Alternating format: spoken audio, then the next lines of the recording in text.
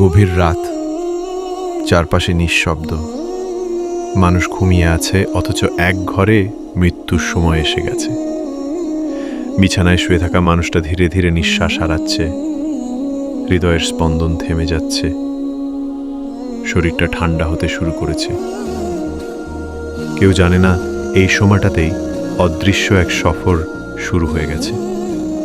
তখন আল্লাহর পক্ষ থেকে আসে ফেরেশতা।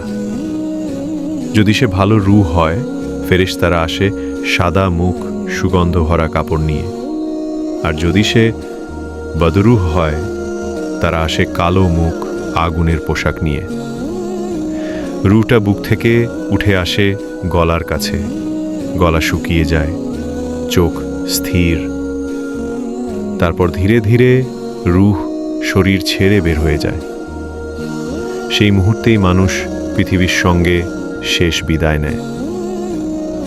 স্ত্রী, সন্তান, ধন সম্পদ, আত্মীয় সব রেখে অদৃশ্য এক সফরে পাড়ি জমায় সে।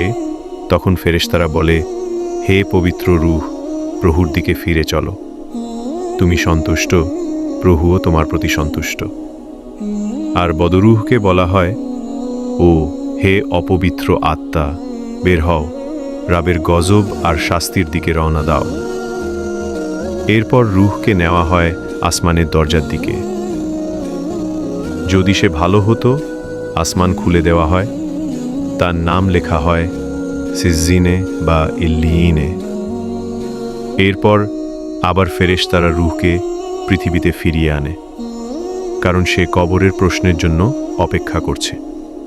তখন মুনকার নাকির এসে জিজ্ঞাসা করে, তোমার রব কে? তোমার দিন কি?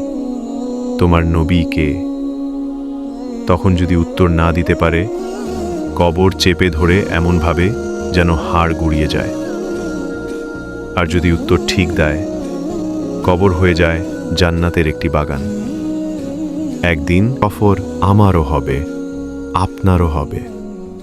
প্রশ্ন একটাই, আপনি কি প্রস্তুত?